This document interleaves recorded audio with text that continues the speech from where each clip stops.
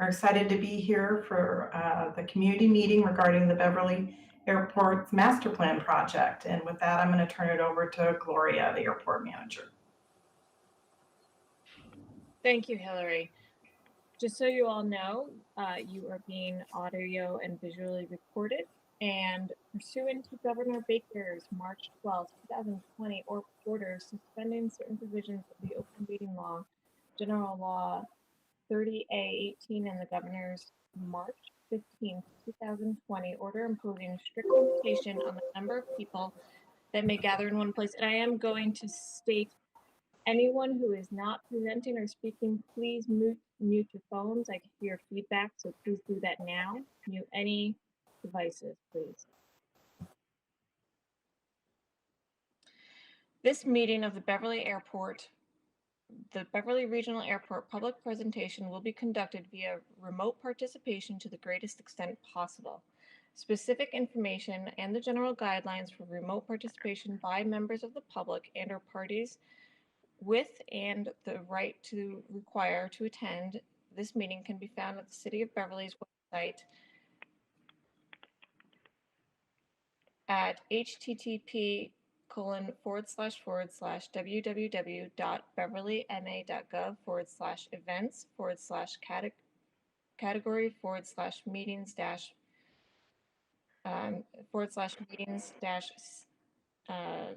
I apologize, I'm still admitting people into this meeting. Again, that can be found at http://www.beverlymA.gov/events/city-meetings/pound. No in-person attendance of members of the public will be permitted, but every effort will be made to ensure that the public can adequately access the proceedings in real time via these means. For this meeting, members of the public who wish to watch and listen to the meeting may do so in the following manner. The Google Meets information is https://meet.google.com/vcy-fgvg-IYD or by phone 1-669-999-1955, PIN 5358-37911, or local TV info at https://www.danverstv.org/public access.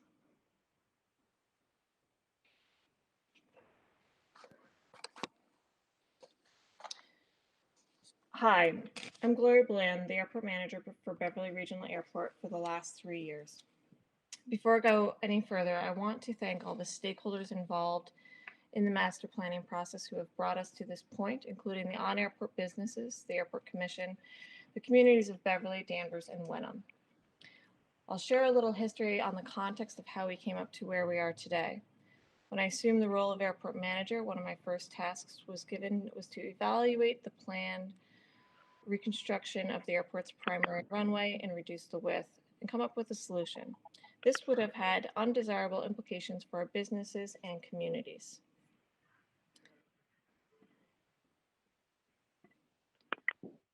Again, please, folks, if you are not presenting, mute your access.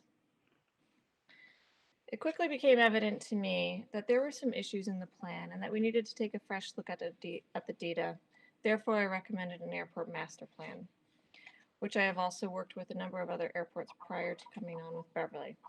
For those of you unfamiliar with master plans and the value it brings, it's a more comprehensive and strategic look at the airport development needs for the next 20 years. The last airport master plan was conducted almost 20 years ago at a time when the fleet mix was mostly smaller aircraft. Then in 2009, another update to the forecast occurred during the economic recession. Slowly, we started having a shift to larger category aircraft, and that has increased in growth. And even during the time of COVID, the most difficult time for airports, we had increased growth, and that continues to today. Through much collaboration with Massachusetts Department of Transportation and Aeronautics and the Federal Aviation Administration team,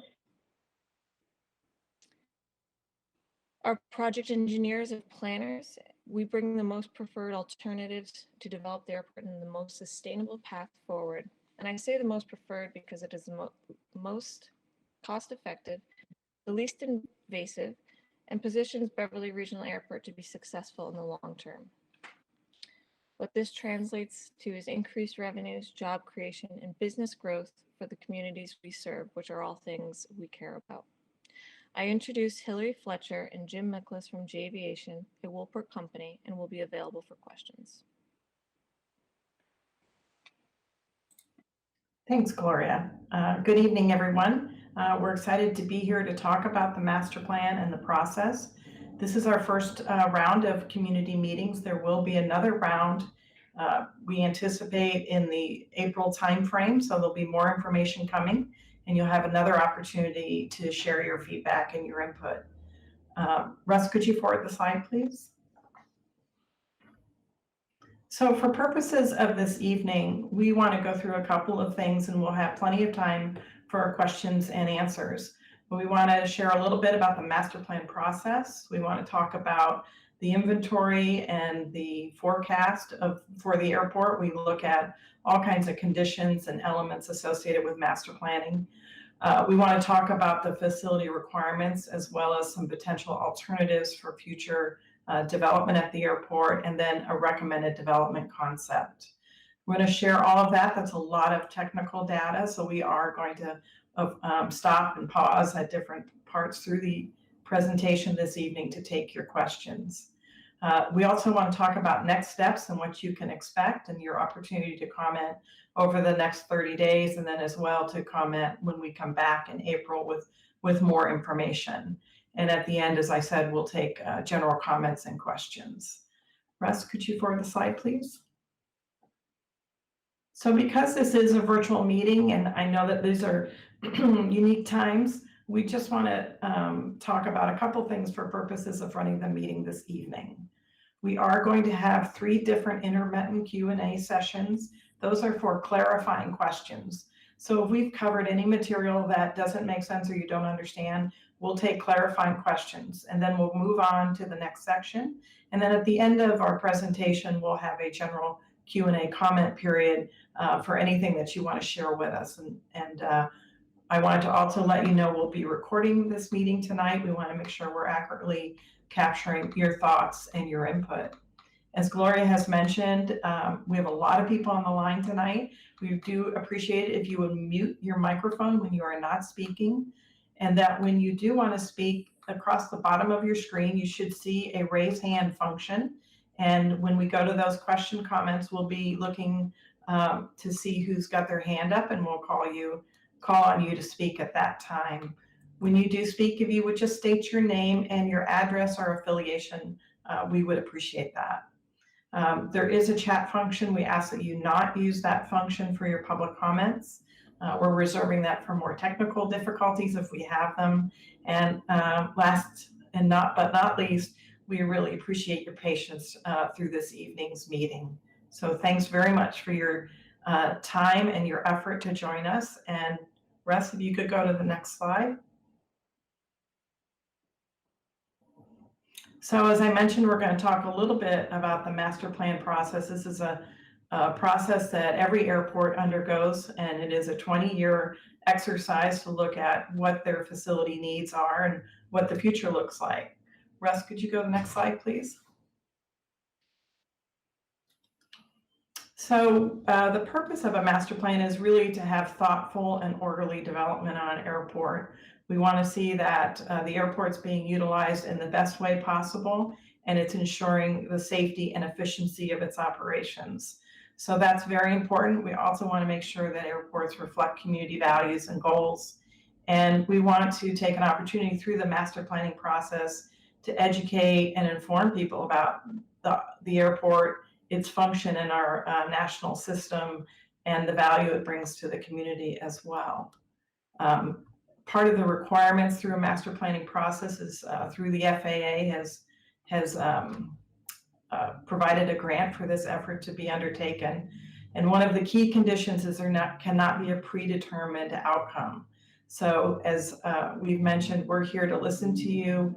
We have recommendations based on the technical aspects, but we're here to talk through those, get your comments, and then we'll be back in April to talk about the final master plan elements.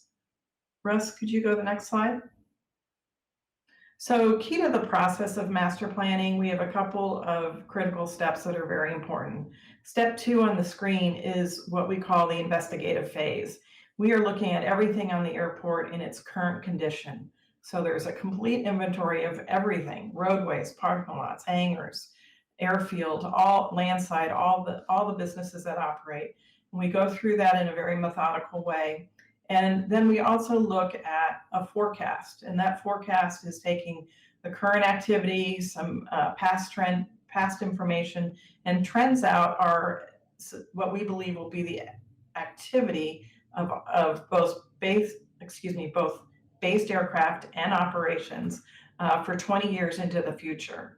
And that is a very important piece sort of to line up with how we are today and where we want to be in the future. And then step 3 is really saying, okay, here are the things for the future that we predict are going to happen. We suspect, forecasting, and some of the things that need to be done to the airport to help it meet that future demand. Again, it's really important to reiterate that it is up to the airport when and if it puts these projects in place. And any of these projects have to go through environmental review as well. So this is a master plan. It is a guiding document for the development of the airport. And we'll walk through all of these pieces tonight. When we come back in April, we'll be talking about step 4. So with that, Russ, could you move forward? Are there any questions about a master planning process that you have tonight?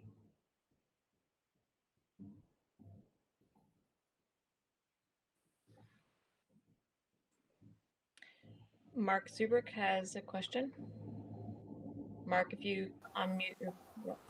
One of the questions that I have is, I have not heard anything about the accomplishments of the last master plan of 20 years ago and how effective that plan was to make the airport any less intrusive to the residents of both Beverly, Wenham, and Danvers.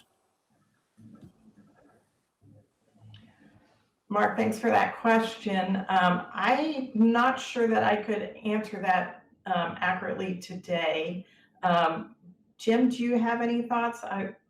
It's been a while since I've looked at the master plan from 20 years ago. Yeah, well, I would just say, and I don't have it open in front of me. If you give me a couple, I might be able to answer that a little more accurately later in the presentation. But I don't have a good answer for you in terms of how the airport has evolved over a 20-year period. Certainly, a lot of things have occurred since that time period. But I don't have an answer for you right now. Forgive me. Do we have another question as well? Yes, I do. As a result of compiling this master plan that you have in place in front of us, I would have thought that we would have looked at what has been accomplished with the previous master plan, because there have been changes made during the airport's existence over the last 20 years. I know that I was on the Board of Selectmen at that time, and we were debating of how far will this airport go and what kind of an infraction this will have on the residents of Danvers, because specifically you are flying out of the Danvers side or landing from both sides, I guess. The thing is that I'm concerned about the amount of traffic that's already existing and the amount of accidents. We've had an accident where a plane fell into a neighborhood. So that's why I'm concerned, and that's why I think we need to look at what has been accomplished during the last 20 years and how has that affected Danvers residents specifically. Thank you. Thanks, Mark. And we'll definitely take a look at that, and we may be able to speak to that at the April meeting then. Do we have someone else, I believe? I'm sorry. If I could really quick, Hillary, it just took me a minute here to get myself up to speed here. But if you know, I could certainly go into a lot of detail on this, but in terms of what the recommendations that came out of the 1998 master plan was maintaining a 5,000 foot by 100 foot runway, maintaining at least 4,000 feet by 100 feet on the secondary runway. It was maintaining of the existing taxiway system, meeting all of the appropriate FAA design standards, including a clear line of sight to the tower, making sure that the pavement rehabs, pavement was maintained appropriately, that there was GPS approaches established for all of the runways, which is, again, these are all things that actually either have occurred or are consistent with what it is that we're discussing here tonight. Lighting all the taxiways, marking, having appropriate marking on all the runways, and maintaining appropriate snow removal and maintenance equipment. So just there's a lot more detail in the plan itself, but these are some of the things that were identified in the 98 plan that are also carried over into our plan, because frankly, there's a lot of consistency between what it is that we have today versus what was done back in 98. Thanks, Jim. That's great. Appreciate you doing that on the fly. I think we have a hand up with. We have Yvonne as first, please, and then Tony Betancourt. Yeah, hi. This is Rob Levin, Yvonne's husband, 6 Lakeside Ave in Beverly. So a couple of questions. You talk about a future plan to assess noise. I guess it would be good to understand, as part of that, is there going to be a survey on sort of today's noise level, and ensuring that in the future it's hopefully not increasing, and if anything, if there are opportunities to decrease that. Yes, we'll be speaking about that in just a moment, actually. Okay. And then when I flipped through, I saw there part of the plan was to look at going to LED lighting, and I guess I would ask if there's going to be a consideration for ensuring sort of night sky isn't impacted and neighbors aren't impacted. And the reason I bring that up is, we've had several businesses around us that go to LED lighting, and they just seem to crank up the illumination level because it's not so expensive to put in, huge lights basically with LEDs. Understood. So ensuring assessed as well, basically. Okay.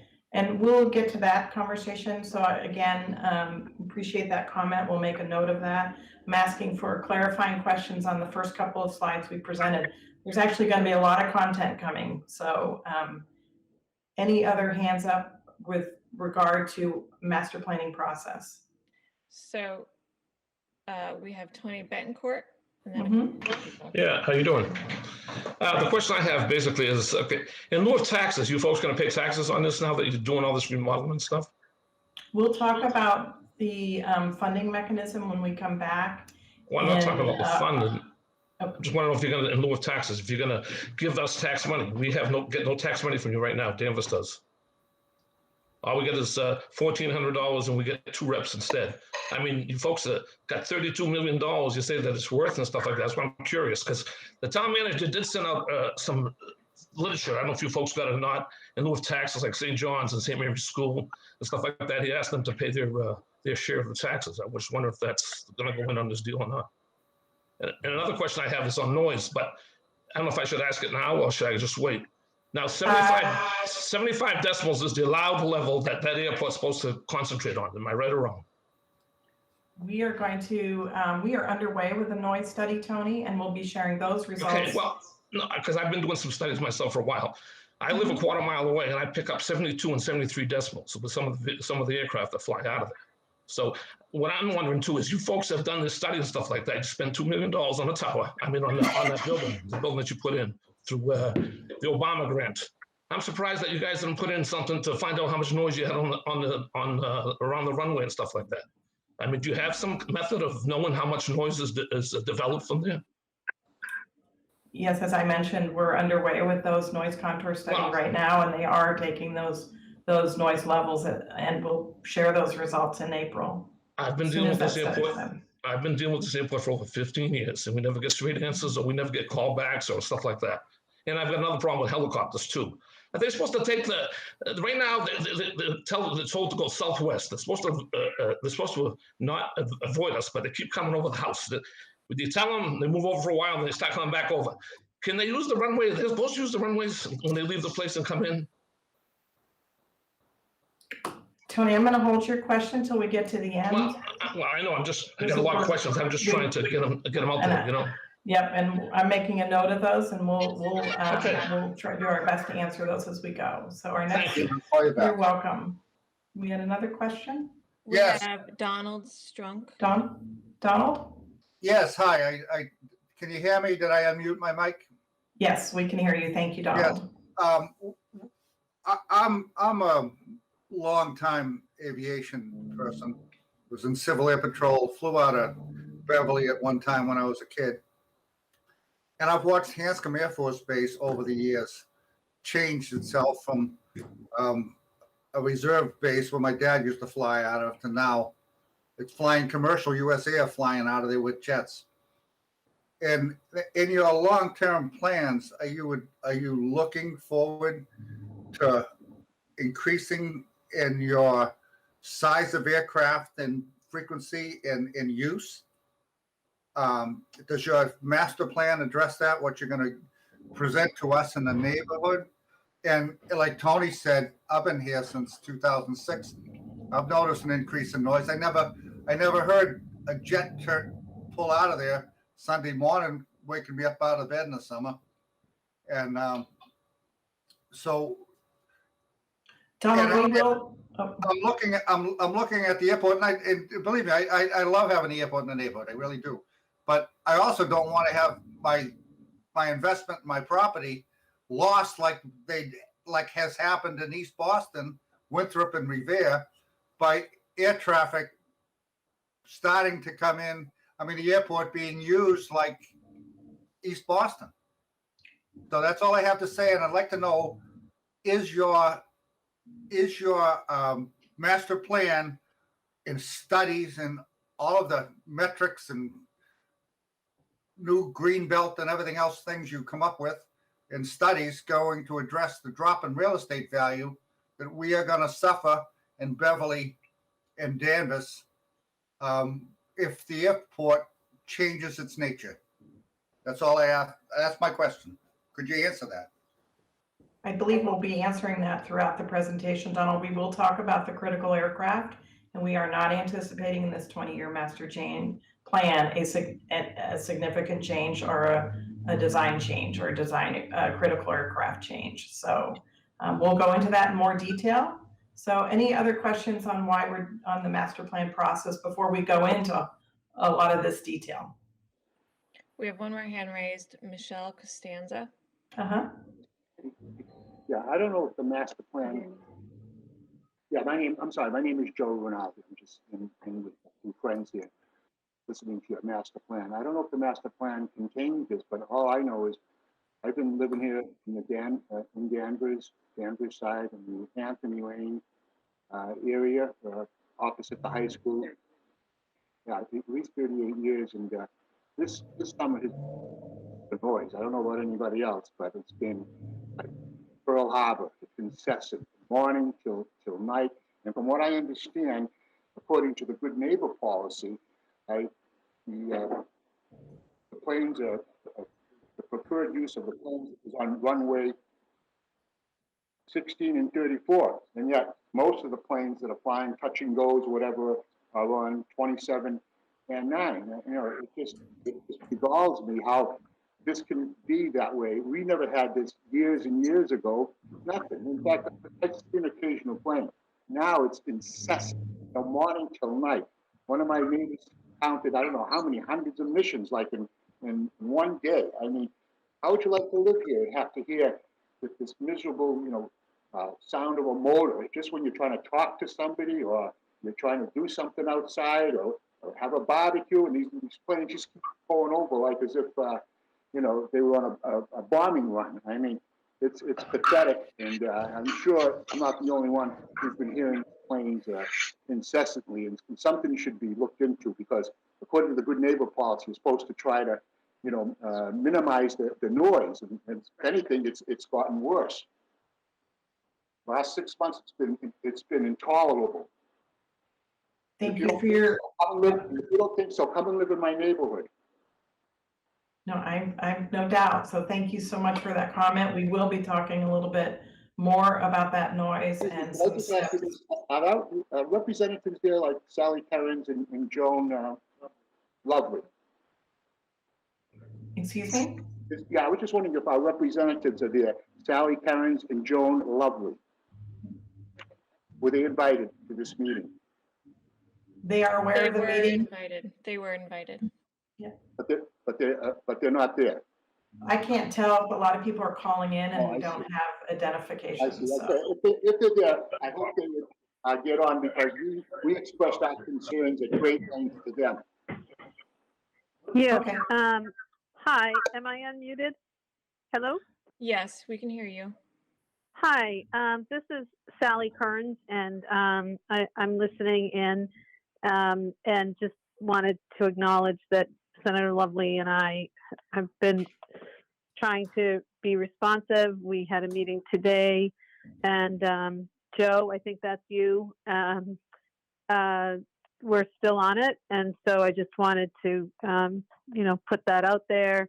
I think that the issue of noise in everything that goes on at the airport, I know that this is a master plan meeting, but I'm hoping that in terms of process, which is what you brought up, I think, in this portion, that the process must be, it has to find a way to give voice to people's concerns, and it to really address them in a concrete way with a plan for noise abatement.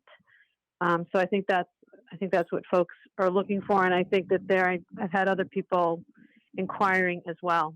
So just, I can't overstate the frustration of neighbors in Woodvale with the news, with the noise, and greatly concerned that the master plan will only add to it. Thank you. Thank you. Okay, with that, we will move on. Joe, Russ, could you forward the slide, please? Thank you. So we're going to take a moment, as I mentioned earlier, to talk about the airport inventory. This is part of the standard process in master planning, is understanding the existing conditions. I'm going to jump in on a couple slides and then turn it over to Jim for some more of the technical aspects. So Russ, if you could forward to the next slide. So I just want to note that the airport was built in 1928, and it was built by the U.S. Navy. It is a military configuration. And as you know today, it is a general aviation airport. It's got different mission, if you will, than the U.S. Navy. And so, some of the conversation and the recommendations we have is sort of continuing to support the airport in operating as a safe and efficient general aviation airport. And that's going to come up as we go through this. The airport was decommissioned in 1945 and returned to the city in 1950. It is noted in the FAA's National Plan of Integrated Airport Systems as a general aviation regional reliever airport. And then that it is also noted in the MassDOT plan as well as a general reliever, as a general aviation airport. So I just want to mention that is how it's categorized. It's corporate business with MassDOT's plan, and this is all setting the stage for how this airport sits in the national system. The governance of the airport is by the Airport Commission, appointed by the Mayor Beverly, with a representative from Wyndham and Danvers. Now, I think that was mentioned earlier. In 2019, there was an economic impact study done by the state, and there are 269 jobs generated out of the airport and its operations, and that includes all the businesses and folks that interface with the airport. That generates about $11 million in payroll annually and brings an economic benefit to the community at large, so all the communities, of $34 million. Russ, could you go to the next slide, please? So just sort of some of the statistics around the airport. It is, it shares its jurisdictions with the city of Beverly, the town of Danvers, the town of Wenham. It is 470 acres, and most importantly, there's 105 based aircraft. There's a lot of activity. It's a good, strong general aviation activity airport. It includes flight training, as you've mentioned, the flight schools. It's got aircraft management, tie downs, it's hangars, there's maintenance opportunities, and strong FBO based business there as well. In 2020, the annual operations were 69,117. That is a slightly over 3.5% increase over 2019. And the last time it was at that kind of an operational level was in 2008. Now, one of its peak periods was a while ago in 1991 at 144,000 operations.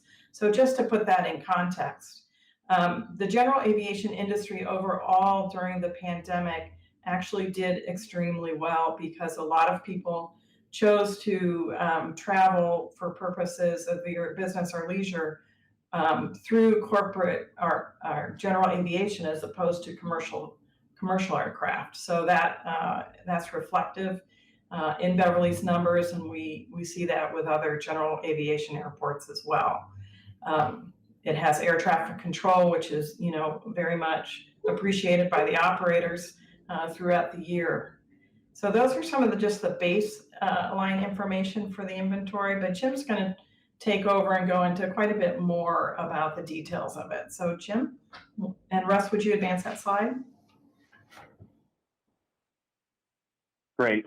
Thank you, Hillary. I appreciate it. And I just did want to follow up with Mr. Zubrick, and I won't get into much detail, but I do have a lot more information with respect to what has occurred at the airport since the 1998 master plan as well. So we'll get back at that here. As Hillary had mentioned, I just wanted to provide a general overview of the airport itself. A lot of people aren't familiar with how an airport works, how it's set up, how it's configured. As Hillary mentioned, there is the airport lies actually within 3 towns.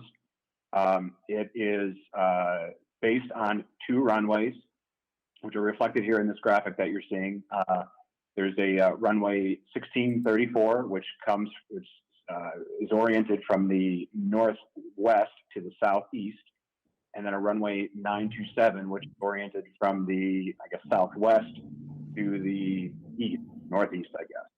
And just as so everybody's, in case you're not familiar with an airport, the numbering systems that are identified for each one of the runways is based on the magnetic headings of the runway. So roughly, runway 16 is heading in a magnetic heading of 160, and conversely, the other end of the runway is runway 340, which means it's heading in a direction of 340 degrees based on magnetics.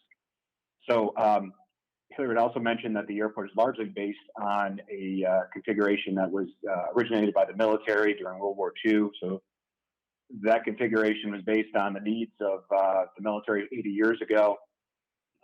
Certainly things have changed since that time frame. I will note that there was actually a 3rd runway at the airport originally that is now actually in part Taxiway F or Foxtrot. So we used to actually have 3 runways, and over time, both runways have been extended at various points.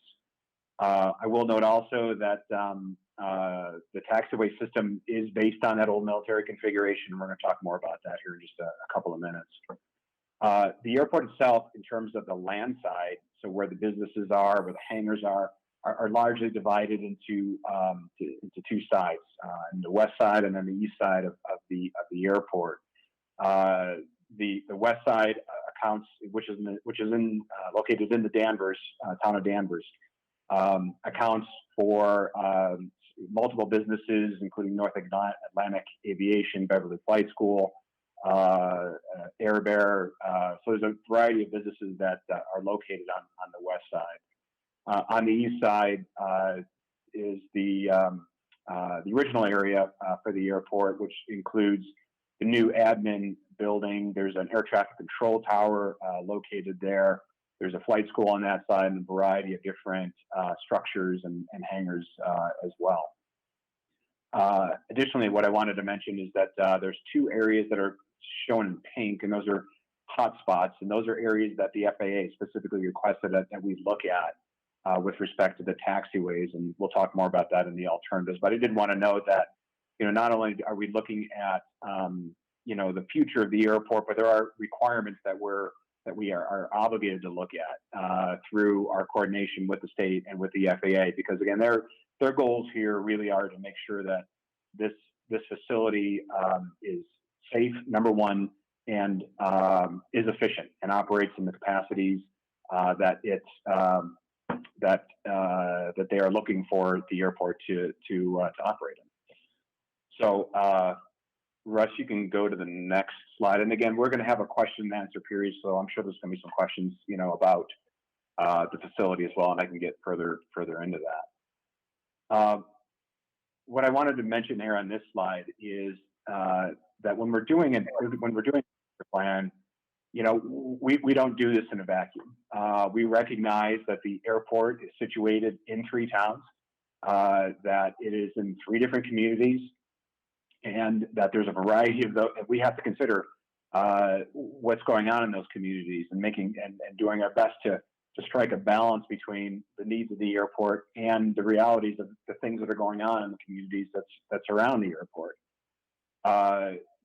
Those considerations include certainly, land uses, the residential areas, the zoning around the airport. There's a robust roadway network that exists around the airport. There's industrial parks.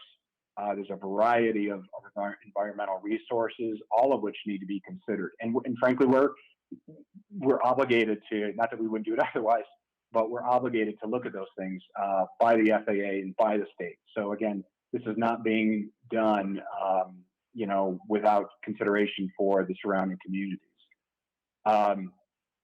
Like most airports, frankly, in New England, it is surrounded by a lot of development, and so it's incumbent upon us to try to do our best to plan smart, and that includes coordinating with stakeholders on a variety of different levels. It includes public meetings like this meeting we're having right now, and coordination with other governmental agencies, including the FAA, the state.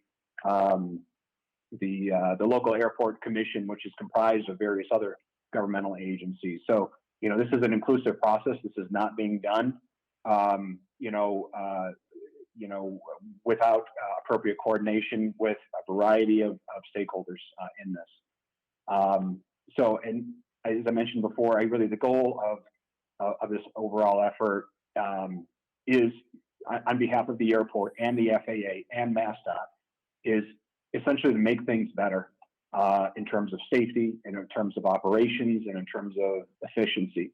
And to the best of our ability to make sure that what we're doing on the airport side of things is consistent and considers the activities and the land uses around the airport. Right, so you can go to the next slide. As part of that, I touched on environmental components. We have produced a draft inventory chapter for this master plan that is available online at the airport's website. As part of the inventory, what it is that we're achieving is really just establishing a baseline of existing conditions, of which one of those is a full review of the 20 environmental categories that are identified within the EPA and embraced by the FAA to make sure that we are considering, again, these surrounding considerations. These include things like air quality, surface and groundwater noise, light emissions. I know light was mentioned earlier, and those will be certainly factored into the plan. Hillary mentioned earlier that we're currently undertaking a noise study to develop new noise contours for the airport. The previous contours were done back in 2005, and that was actually done under the umbrella of a previous model that the FAA was utilizing. They've since changed that model. So we want to make sure that we've got a good baseline for, at least we're current with what the FAA is looking for in terms of establishing noise contours. I will note also that there's beyond that, the FAA currently is having internal discussions in terms of how they address noise in the future. You know, there's been a traditional pattern or a traditional approach that they have taken in terms of what is considered to be problematic when it comes to noise, and it's related on these noise contours. But that is something that's certainly that is currently under review and is being debated internally with the FAA.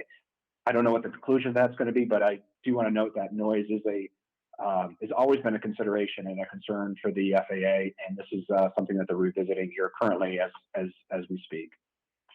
And just finally, I just note that again, any developmental any projects that may come out of this, just because they are if they are included in this master plan, doesn't mean that they're not subject to further federal and state environmental review prior to being implemented. Every one of these projects is going to have to go through an independent and separate review, most of which will require some sort of public coordination and input when it comes to any of these types of projects. So, you know, just because we are including it in the master plan doesn't mean it's a done deal. There are further steps that we have to take in order to have any type of projects undertaken. Rush, you can go to the next one. Gloria, did you want to jump in and talk about sustainability? I'll jump in real quick before Gloria goes, just to say, we've been working with Gloria on sustainability at the airport, and the airport has made a commitment to sustainability. And when we say that, we say it in a broad-reaching statement, in the sense it's environmental, it's fiscal sustainability, it's being a good neighbor, all of the components that are important to the airport as it moves forward. And the airport, Gloria and her staff have taken, and the commission have taken a really diligent effort and to factor that as well. This year, as well as in the 2 years past, we have received multiple pieces of battery operated equipment through grants from the Massachusetts Department of Transportation. And as Hillary had stated, we are consistently evaluating our fiscal responsibility by increasing the land leases and land uses for non-aeronautical and aeronautical uses. Thank you, Hillary. Okay, Rush, you can go to the next slide. So aviation activity forecast. So we're gonna talk. We just talked about inventory. We're gonna talk about forecast, and we're gonna have a little break, and we can ask questions about those elements, and then we'll move on to the next steps. But just to follow up something that Hillary had started off with in terms of the process that we undertake for master planning. It's pretty straightforward planning process we undertake, which is we figure out what we have today, which is the inventory. We project where we think we're going into the future, which is the forecast, we're going to talk about here in a second. And then we start talking about what facilities do we think we might need in order to meet the requirements associated with those forecasts. And then alternatives, we come up with alternatives on how we might be able to implement them, or if we can implement them, given space constraints and other considerations around an airport. Rush, you can go to the next slide. So forecasting related to Beverly Airport. I'll just note that this is one of the elements actually that have to be actually approved by the FAA. And so this is something that we have been working with the FAA and the state on for a period of time. And we have a draft chapter of this also available online on the airport website. I just wanted to note that, Beverly Airport is certainly located within these three communities of Danvers, Beverly, and Wenham, but it really is a regional resource. It's a transportation resource that is recognized by the FAA and the state as being a valuable transportation resource. And that's evident by how it is portrayed in the federal and state aviation system plans, where it is recognized as being effectively the preeminent general aviation business class airport, for the North Shore. This is, just to be clear, this is not a commercial service airport. It is a general aviation airport. It will not ever be a commercial service airport. And I can definitively make that statement for a variety of reasons, if only for the facility constraints and the issues that are prevalent and exist on the airport. So just to be clear, in terms of, I think somebody had made there was a question about fleet mix. We'll talk about fleet mix more in a second, but to be clear, it's not a general aviation, it's not a, commercial service airport, and won't ever be a commercial service airport in the future. In terms of the market that the airport serves, again, it extends beyond the three communities. Following an FAA methodology that I would even say is probably a little bit conservative, which is really identifying a 30-minute drive time for the airport. You know, Beverly Airport serves upwards of 38 towns in the Commonwealth, and I would suggest that based on the facilities and the services that are being provided at Beverly, you know, that range extends certainly up to the border of New Hampshire, if not further into New Hampshire. So again, this is a valuable and important asset for these communities, as well as for the state and for the FAA. And so when we do forecasting, you know, some of these things are factored into our forecasting methodology. Russ, you can go to the next. As I mentioned, when we are doing our forecasts, we collect information on a variety of different levels, and we look at national general aviation trends that are published by the FAA for both business use and for general aviation. We look at more regional population trends, employment, personal income, economic development. These are all factors we look into, that we factor into the forecasting elements. We also utilize directly the FAA terminal area forecast. The FAA publishes on an annual basis forecasts. So we can't just project something out willy-nilly. We actually have to consider these other elements as part of our effort. And again, as I mentioned before, the FAA has to agree with these, and the FAA can be a very tough critic. Rush, you can go to the next slide. Again, there's an awful lot of information available in the chapter online, but this slide summarizes what we've determined for Beverly Airport in terms of the forecasts. And there's three basic elements that we're forecasting. There's other elements, but these are the three big ones. One is based aircraft, one is aircraft operations, and the third is fleet mix. And based on, or specific to, based aircraft and aircraft operations, over the 20-year planning period, we're projecting what we would consider to be a modest growth, which is average annual growth of 1.2% growth for based aircraft, and 1.12% for aircraft operations. I know that there's not a lot of context on that, but I will say that these are levels that are consistent with FAA expectations for growth rates for an airport like Beverly. Certainly there are ebbs and flows. Hillary mentioned earlier that there was a 3% growth over this past year. I think we'd all agree that this last year is a bit of a unusual year, and that certainly creates some anomalies. But what we're looking at here are average annual growth rates over a 20-year period.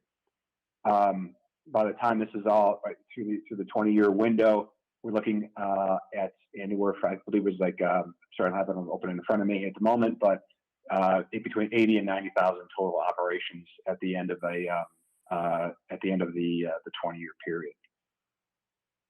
The other element that we have with respect to that we're forecasting goes to the fleet mix. And on this graphic are four different aircraft that typically operate at the airport. The type of aircraft that you probably most see when it comes to flight training is representative of the A1, the Cessna 150 or 172, single engine piston aircraft, and that's the ones that you're going to see a lot of touch and goes out there. But there are other aircraft that operate there regularly, twin engine piston aircraft, the smaller business jets like a Citation CJ1, And the most prevalent, largest aircraft that operates at the airport is the Cessna Citation Latitude, which is being shown here as a B2, and I'll explain what that means here more in a second. These are the aircraft that you're going to typically see at Beverly Airport, and the largest one, again, the Citation Latitude, is classified as a medium-sized business jet. It has usually about no more than 9 passengers on that plane. Again, this is a kind of an aircraft that is never used for commercial service. It is a mid-sized business class aircraft. That doesn't mean that there aren't bigger jets that do operate at Beverly Airport. They just do it relatively infrequently. And that leads to the discussion of why this design aircraft is important. As I mentioned before, we need to project out what type of facilities we might need at the airport in order to meet forecasted demand. And part of that forecasted demand is the aircraft that operate out there. The way the FAA looks at it is they want to ensure that airports embrace design requirements that are based on the most demanding aircraft that operates regularly at a given airport. And the way they define that is by identifying the airplane that has at least 500 annual operations or more on an annual basis. And to be clear, an operation is defined as either a takeoff or a landing. So what the FAA doesn't want to do is identify a plane that may come in a handful of times a year, and then build out an airport to meet the demands of that particular airplane when it only happens, a few times. So for the purposes of Beverly Airport, the Cessna Citation Latitude has been defined as being the design aircraft. I will note this is the same type of aircraft that was defined as the previous design aircraft. It's a different model. The previous one was a Dassault Falcon 900, which is actually technically a little bit bigger airplane than this one, but this airplane that I'm showing here is the airplane that operates much more frequently at the airport. So this is the aircraft that we're going to be looking at in terms of our facility requirements, in terms of making sure that we are abiding by federal and state design requirements. So for that, I will note that, as I mentioned, there's a moniker in the corner of each one of those: A1, A2, B1, B2. That's a coding system that the FAA has defined that relate back to these types of classes of aircraft. And I'll try not to get too far down into it, but just know that the letter in the front is related to some of the operational capabilities of that airplane in terms of its approach speed, and the number behind it, the Roman numeral behind it, is related to more or less the size of the aircraft. And just as a point of reference, what we're identifying here as being a design aircraft is a B2.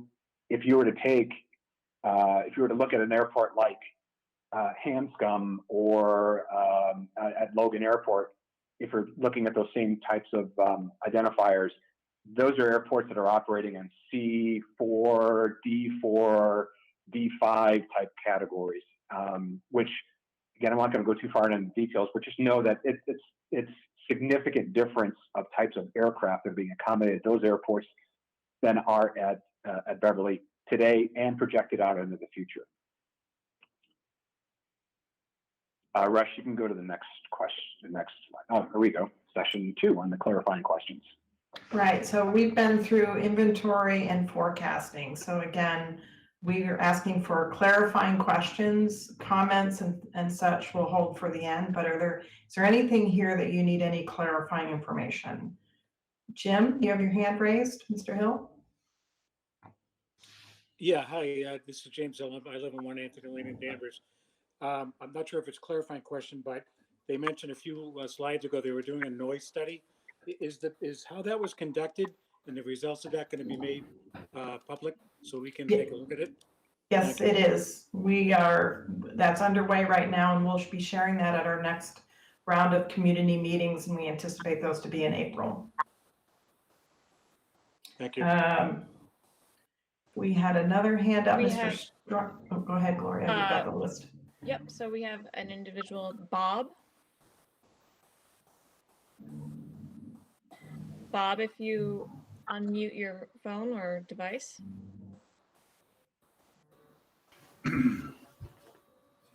Yeah, hi, I'm Bob Barrows. I live on 5 Anthony Lane in Danvers. When you talk about a noise study, is the noise study being done at the airport or in the neighborhoods that abut the airport, which is where most of the noise results? Jim, do you want Do to you want- talk? Yeah, go ahead, Jim. Sure. So the noise study that's being conducted is a really a first phase of the efforts that we would normally undertake as part of the FAA. What that is an examination of the fleet mix of aircraft that are currently operating at the airport and that are projected to operate at the airport. The level of operations that are currently at the airport as well as those being projected to operate. There's also a consideration in terms of the flight tracks, the way that the aircraft currently operate on and around the airport. These are all factored into a model that is generated based on an FAA platform. And so this first approach to a noise study for the airport is again based on the FAA methodology, which is to identify noise contours. So basically what comes out of this is a map that shows, and somebody had mentioned DNL contours at one point, but it creates the various contours that exist around the airport to identify the ambient noise levels that exist around the airport. So where you're headed in terms of I think what you were indicating, Bob, is looking for information on individual event monitoring. So like having actual monitors out there. That is not part of this individual effort right now. What we're doing right now is establishing the baseline in conformance with FAA recommendation. If there is a need for that down the line, that's certainly something that can be discussed in the future. But that would be an add-on to this not only to identify single event occasions as well as to validate the model.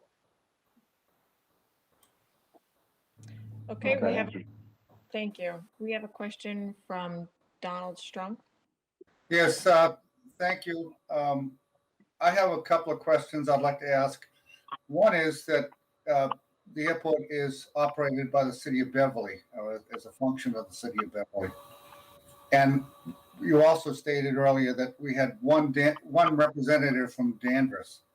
I would like you to clarify who that is, how he gets appointed / put on to your board, and what manner of government or organization controls the airport. Next question then would be the size of the aircraft. How is it regulated?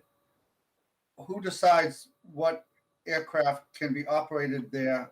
What permitting takes place? And my last question is kind of a combined. What percentage of the land of the airport is Beverly? What percentage of the land is Danvers? And how much exactly in dollar value does Danvers benefit from the operation of the airport? Thank you. I hope that's not too much. I can answer Okay. the question in regards to the appointment of the commissioners for both Danvers and Beverly. So we reside in Wenham, Danvers, and Beverly. There's the majority of the portion of land is actually in Beverly, though it's approximately about I would say a little bit about a third in Danvers. There are 2 representatives for Danvers and the current representatives for the Airport Commission. We actually have one of them on the call, Aaron Henrys, and we may have the other one on the call as well, Jeffrey Schlichty, with actually, I apologize, Matthew Moser with Danvers and Aaron Henry of Danvers. They are appointed through Danvers, and then the recommendation goes to the city, the mayor of Beverly, and then they are appointed through the city council. Great, Gloria, thank you. The next question you had was the size of aircraft. Jim, do you want to speak to that in terms of the aircraft question? Sure. The size of the aircraft that operate at an airport are largely dictated really by the operators, and they are, restricted by the physical limitations on an airport or the weight restrictions on an airport. There's not a permitting process that says that if I want to operate on one particular airport, I have to file for a permit or anything like that. The goal of any airport is to operate in a safe and efficient manner.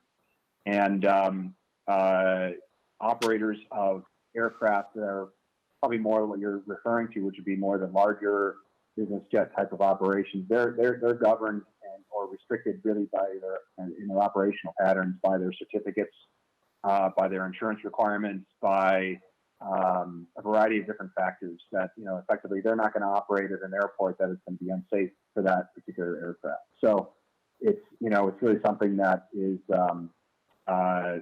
that regulates itself. It's not something that's regulated outside by the airport or some external force in terms of what aircraft can actually operate at a particular airport. There was a third element on the question, I think, that you had. That was related to percentage of land versus some of the financials and tax revenues. I don't have that percentage readily available. That's something we're going to have to, maybe revisit the next time we get together. I can have that information. Jim, I just will add to that the question in regards to the tax revenue. So as far as the businesses that are on the Danvers side of the airport, they do pay taxes to the town of Danvers. And so it is, I would say it's about half of our businesses are located in Danvers. We have a very large amount of employees that are actually employed in the community of Danvers, and the actual business owners themselves, many of them live in Danvers. So a huge majority of our aircraft owners and the business users are located in Danvers and Wenham, as well as Beverly. I think we had a couple more questions. We have Michelle Costanza. Hi, this is Michelle Costanza. I'm at 3 Anthony Lane. I want to know what's being done right now to help the people that have complained over the summer for the about the excess touch and goes that are happening with the schools there, and how many schools you're anticipating putting in there.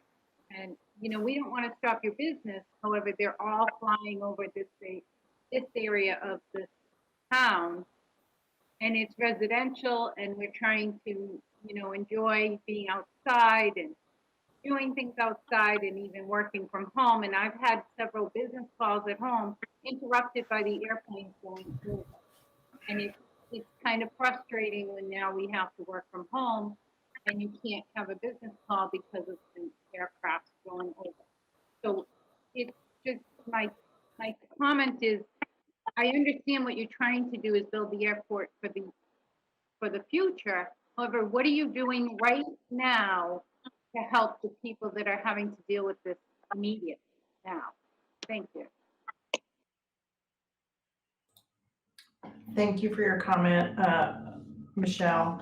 Gloria and I have had quite a few conversations here lately about how to do some further education with the operators, in particular the flight schools, about things that they can do. We have had conversations also with the airport tower folks, and everybody. Certainly this conversation has raised the level of awareness for everyone on this topic. And Gloria is exploring some opportunities, and I think we'll be able to share some results in April with some of the efforts that the airport's going to undertake with regard to noise. So appreciate the comment because it's really helping to drive the conversation. Thank you. Thank you, Hillary. We have Marsha Coogan.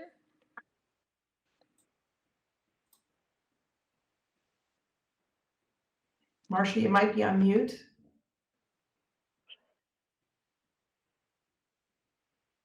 Okay, we'll go to the next. We have. Oh, Tim. wait. I think I'm okay now. That's all There right. she is. Yep, Yeah. Great. Sorry about that. Masha Coogan from 20 Cornell Road here in Danvers. You were talking about the 69,117 operations. Probably a very basic question, but is an operation a landing and another operation would be a takeoff? That is correct. Okay. And then also I wanted to ask you, you mentioned about the two main runways, 1624 and 927. Are they both used equally, or can you elaborate a little bit about that, about the usage? Sure. No, great question. The runways are a fundamental part about airports and flying is that you try to take off and land into the wind. So the reason the use of the runways is largely dictated by the wind patterns. In New England, the wind typically blows from the west unless there's adverse conditions, and it'll flip around. But in terms of the 4 runway ends, the prevailing operations will occur on runway 27, which would be starting, from the west, or I'm sorry, starting in the east, going to the west, or on runway 34, which is going to be starting from the southeast to the northwest. Now, you do have patterns. I think I was talking to the tower today, where I think that they were operating more on runway 9 because the winds were variable enough that they were able to use that more. And the least utilized runway typically is runway 16. Again, it's usually just a function of what the wind patterns are. What I will note, and this goes back to some of the noise issues, is that I know that the tower utilizes, in an effort to try to balance out use on each one of the runway ends, is that the tower will utilize runway 16, probably the least utilized runway. When the winds are calm and the winds aren't an issue for an operator, they'll route traffic to runway 16 in an effort to try to balance it out. Because again, the majority of the operations tend to, or originate on 3, 4, and 2, 7. Okay. Does that answer your question? I think it does. Thank you. Okay, more clarifying questions, Gloria? We have Tim Donahue. Hi, thank you for having me. Tim Donahue, Precinct 4, meeting member Danvers. I have a couple of questions kind of going on about what Marsha was asking. Is a touch and go considered an operation? If it is not considered an operation, a takeoff or landing operation, do we have historic and current data on that? As well as, do we have historic and current data on each individual runway? Because I also live in the Anthony Lane area, and several people on the line have had plenty of conversations over the past year about how much more aggressive it's been. Myself, I've been in the area for 12 years. John has been here for 35, and we can all agree that it has never been like it is now, to the point where you're inside on a business call and can't continue that business call, and you have to mute every 30 seconds when a touch and go makes the bank right over our houses. So I'm just curious, do we have data on the historic and current touch and goes, as well as historic and current uses of each individual rather than the combined runways? That's all I've got at the moment. Thank you. No, thanks, Tim. A touch and go is 2 operations. I think that was your first question. It's a landing and a takeoff. So every touch and go is counted as 2 operations. In terms of the information, how it's tracked, the tower does not track information on a runway end. They have estimates, based on they can estimate it, but it is not individually tracked on a runway end by runway end basis. Where the FAA tracks information is as the airport as a whole. They don't break it down, by runway end. In order to get that information, there would need to be additional level of effort of either photographing or having noise monitors to identify how those are occurred. But unfortunately, that is not information that is tracked on a regular basis. I thank you very much. I can honestly speak for, I believe, my entire neighborhood. What I would actually request that it is tracked in our neighborhood, if possible. Okay, well, thanks. We will talk with the airport about that. And we'll definitely have a lot more to share when we come back in April. So these are all great comments again. So Gloria, we have a few more folks. Yes, Rick Betancourt. Good evening. Everybody hear me okay? We sure can. Thank you, Rick. Rick Betancourt, town meeting member, precinct 5. I live at Bowdoin. Been in the neighborhood exactly 3 years this month. And as most homeowners, we are aware of the Beverly Airport, and we made the conscientious decision to purchase in the market that we purchased. That's on us. The Beverly Airport was created by the United States Navy. Perhaps there was expectations of development and growth back then, but in my opinion, I think the airport has lost out. The residential neighborhoods that are now surrounding the Beverly Airport, in my honest opinion, take precedence as far as what should and shouldn't be going on in that airport as far as expansion goes. I've been in the mortgage business for many, many years, so I understand what airport contours can do to property valuation, property sales in specific markets, even in a hot market or a slow market. So one of the things that airports do, is, as we've been discussing here, is noise mitigation. So I have, and with all due respect, I'm a very honest guy, I tell you like it is. I hear a lot of lip service tonight, and I know where this is. I can already see where this is going to be going from a developmental process. What can you provide us, for example? Because I don't believe in the modeling. Modeling is only as good as the individual entering the data into the actual modeling system that's going to be used to generate the results that are then used to create the noise mitigation.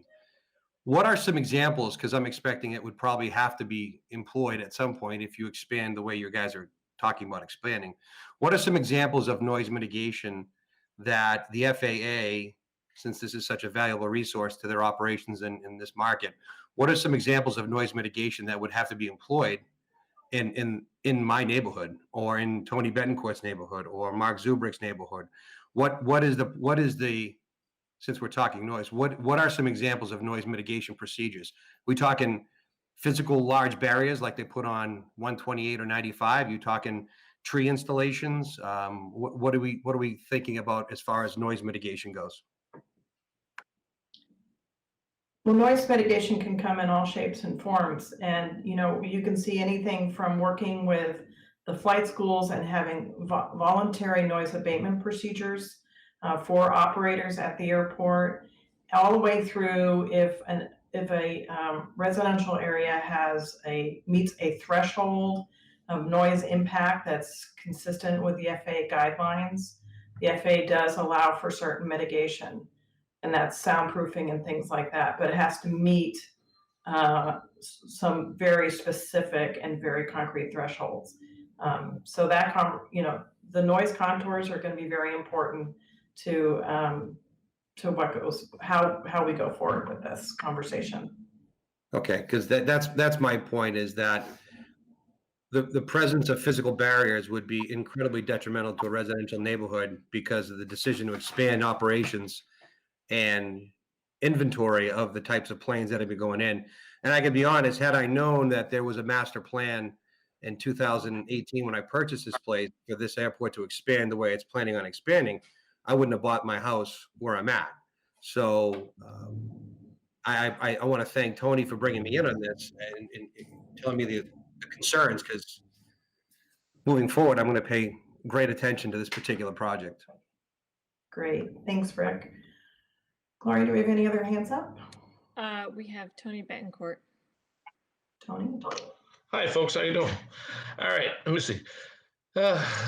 Next time we do a meeting, I think we should do is have a big, like the high school or something like that when the COVID's over, because you're going to need it. I do have a radio, okay, and there's inequity of distribution out of that airport, okay? That's for sure. Now, what is the Commons runway at this point here? It used to be 16. I think you folks have changed it. Can you just tell me what that is at this point here? Gloria, I can answer that. It is runway 16 is the Comwinds runway. Well, they never use it. I'll tell you that right now. The reason being is I have a radio, okay? Tower Chief, he's pretty good. He's pretty honest. He keeps them pretty good. The other two guys are sloppy. I mean, you see, and you see how many people are complaining? You guys are all over Anthony Lane. Anthony Lane's not even close to here, okay? Wadsworth, the prep area, the whole area. You guys got too much noise coming out of there. You don't listen. There's inequity out of that airport, okay? You go to Beverly, there's never no noise in Beverly. They have to ask permission to fly over the Beverly Center, okay? The only noise you hear in Beverly is over by Zayres, where Zayres used to be, in that plaza there. That's the only place you hear noise over there. It's crazy, I'm telling you. There's an inequity out of that airport, okay? Even they have a gas tax in Danvers, okay? 10 cents goes to the airport. The fuel on the Danvers side, we get nothing. We are getting blown over there, and our reps do nothing for us, okay? Have you seen a rep? Have you called you or talked to us? No, they haven't, okay? There's a problem here. We've been saying this for a long time. It's about time we take care of it. So Thank if you. I could just add one thing. Okay, go Sorry. ahead. Gloria, you want to respond, and Jim, Yeah. you wanted to respond. Yes, so we actually have both Danvers reps on the commissioners actually on the call right now. They have had taken phone calls, emails, so they are very responsive. And any call or excuse me, let me talk. And any call or email that or concern that they get, I am notified of that. So they are extremely responsive in their duties as commissioners. And Well, I'll tell you there what. is the fuel tax on aviation fuel is 100 Lola and Jet A, and that is for the entire airport. So I think that's what you were referring to, but that's not just on Danvers. No, I'm not referring to that. I'm referring that you folks sell the fuel over there. 10 cents of the gas tax goes into the revenue, the thing there. I know that. I go to all the meetings, okay? So Danvers here gets nothing. We have nothing, okay? All we keep getting is the noise, okay? And then you folks also, I'm not trying to be funny here, okay? I have a radio. That's why I went out and bought a radio. The reason being, my radio is always on the tower. It's constantly here. 24 hours a day it's on here, okay? You got planes to leave there sometimes 7 o'clock in the morning blowing about a 73 decimal, okay? It's ridiculous. You don't care. You folks say you care, but you don't. If you cared, you'd take care of some of these problems. Jim, do you want to add anything, or we can go to the next caller? We can go to the next. It's fine. We have Mark Subrick. I'm relaxed. Now I'm on. Last is always the best, I think. I have two comments basically, and one of them is in regard to the noise studies that you are planning to do. And you have done them in the past, but they haven't accomplished anything. I am located closer to 95 and Middleton. And we get noise levels from Logan Airport. And then when the jets start coming back in on Thursdays and Fridays and take off on Mondays, they are running in the same pattern to Beverly Airport. Now, we have heard an awful lot of comments in regard to the noise levels in the adjacent neighborhoods, but this is not just on the adjacent neighborhoods, it's throughout the whole town, because we hear that noise all over. So that's my comment in regard to noise. My other comment is that you have identified your fleet mix, and the fleet mix seems to be the same as last study or last master plan. So why on earth are we going to expand our fields by 300 feet on one side and 300 feet on the other? In the master plan that was prepared in 1998, and I was involved in that, there was clearing that's going to be done. That clearing was for obstructions for their takeoffs and landings. But now what we're doing is we're paving that to become a 5,601 foot runway. Are we planning to land and take off Boeing 737s? Because that's what we've been told. Mr. That's my Zuber. comment. Okay, thank you. And we'll be talking about that here in just a moment. So thank you. I think, did we have any other comments? Yes, Hillary, we have one more from Bob. There's no last name. Hi, again, it's Bob Barrows, 5 Anthony Lane. I just want some clarification on touch and goes that we were talking about earlier. if the Beverly Flight Center takes off and on a flight and does a series of touch and goes, let's say from 10 o'clock in the morning till 11 o'clock, and there's 15 touch and goes that occur during that 1 hour period, is that one takeoff and one landing? That is one takeoff and one landing, so it's two operations. Okay, so your operations numbers are significantly understated, because what we hear in our neighborhood is 15 takeoffs. Okay, and you know, I was going to wait till the end of the conversation, but I was one of the people that was counting the number of flights in my neighborhood this past year, and all this noise has started since this past summer. We had a day during the summer, and it was more the norm than the exception. I recorded 85 flights going over my backyard, my neighbors' backyards, and over the top of our rooftops at maybe the height of 150 feet, so loud that you couldn't sit in your backyard. You couldn't certainly have a barbecue. You couldn't invite people over. You can't watch TV at night because the noise is so loud. And then, you know, couple that with the safety issue of that many more flights going over our homes. There's going to be a disaster someday. But, you know, well over 100 flights during the course of the day, with flights starting at 7:30 in the morning and going till 9 o'clock at night. And just total disregard for the neighborhood. I'm sorry. And, you know, last summer was bad. I just hope we don't have to put up with the same noise that we put up last year. Okay, thank you for your comment. Well said, If Bob. I could just clarify one thing real quick. I just want to make sure I spoke correctly here. So a single touch and go operation is classified as two operations. So it's a landing and a takeoff. So if you have 15 planes that are doing, or if you have 15 touch and goes, that's counted as being 30 operations. So I just want to make sure that we're clear on that. No, what I'm saying is one plane takes off, does 15 touch and goes, which often is the case, and then they land. So that's two operations rather than 15. No, that's 30 operations. One plane? One plane. It's not tied to the plane. It's how many times wheels touch down and wheels take off. And to be fair, all of these numbers that we're referencing, these are actually tracked. While the tower doesn't track on a runway end basis, they do track the actual individual operation. So every time there's a touch and go, a single plane comes in, lands, that's an operation. It takes off, that's a second operation. It comes back around, and it's another operation.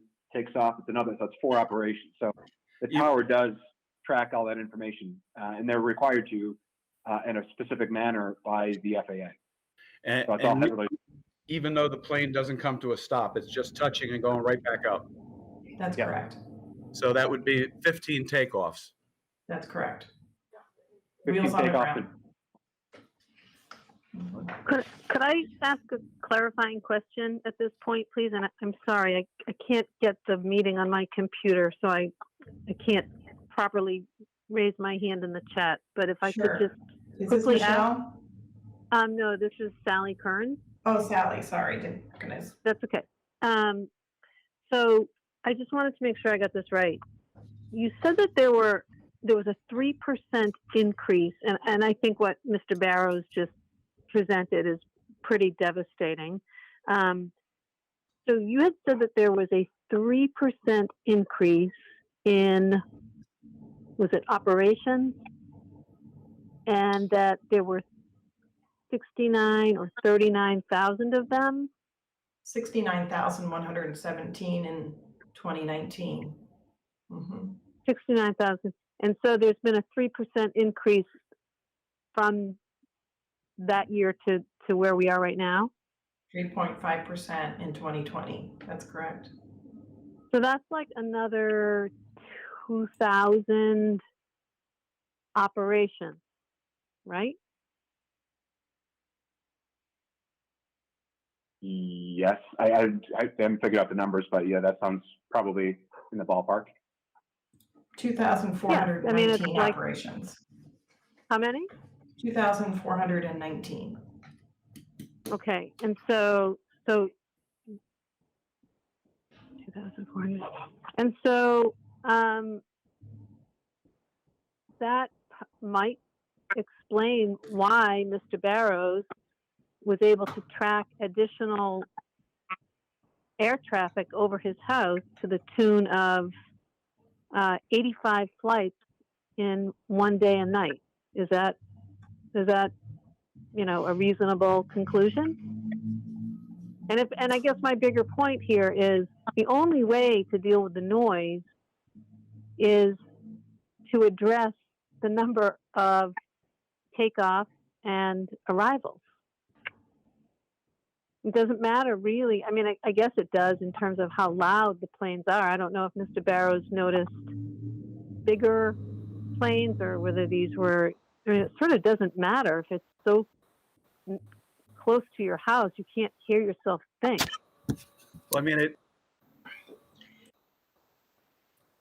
surprisingly, the planes that are the loudest are the smaller single props because they fly lower, and when they're taking off, the rev from the engines is just absolutely incredible. And they fly so close to the top of our houses, you can't hear yourself think. You can't talk.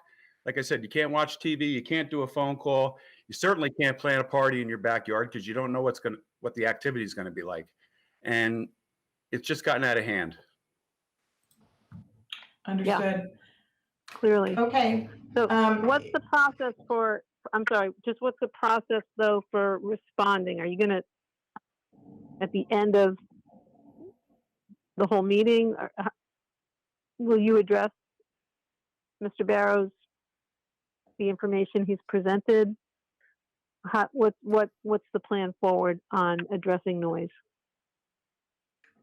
As I mentioned a little bit earlier, we are gathering all of this input, and we're going to formulate a plan and bring that back for the next community meeting in April. So we'll have to have conversations with MassDOT and the FAA, and we'll include the commission, and we'll put a plan together and return to that conversation in April. So we're hearing this and taking it all in and logging these comments. We do appreciate everybody's input. Can you consider ways that you might reduce some of this noise now? You don't need the FAA to tell you what we just heard. You know, I don't want to speak prematurely about the topic. We have one more community meeting to do tomorrow night as well, understanding that we have a key partner with the FAA and the grant assurances that pertain to how the airport operates. And we have to look at all of this in conjunction with the FAA's noise program, the grant assurances, and the airport and the tower personnel. So I don't want to be presumptuous to put a solution on the table tonight as we're in the midst of collecting information. But I fully believe that we fully intend to bring more information back. Okay, thank you. You're welcome. And Hillary, So unless, sorry. Go ahead, Gloria. We have one more hand raised from Blue Line Enterprises. Okay, thanks. Hi, just wondering if we can keep the griping to a minimum and just get through the master plan presentation so we can tend to our children and various things and save the complaining for the appropriate forum like the airport commission meetings. Thanks.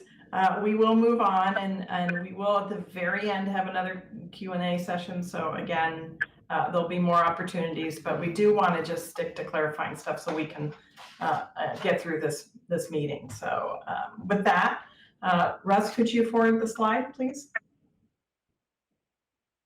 Okay, Jim, you want to jump in? Sure. As I mentioned previously, the master planning process, we identify where we are today, we project where we think we're going to be in the future, and then we need to correlate what types of facilities might we need in order to accommodate, potentially accommodate the demand that we're projecting that is generated in the forecast. So this section here, Russ, you can go to the next slide, facility requirements. That is again, another chapter that's available online. is a process by which we collect information from the airport users, pilot group, focus group. We review and Jim, I'm utilize. I'm sorry to interrupt. Somebody's got their phone unmuted, so if you could mute your phone if you're on that would be great. We're getting some background noise. Thank you.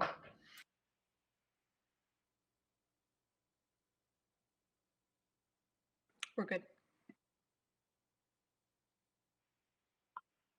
Sorry, somebody muted me. That's me calling in, by the way, on 617. So, can you hear me right now? Yes. Yep, sure can. Go ahead, Jim. All right, great, thank you.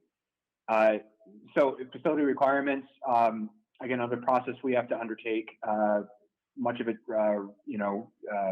regimented by FAA requirements.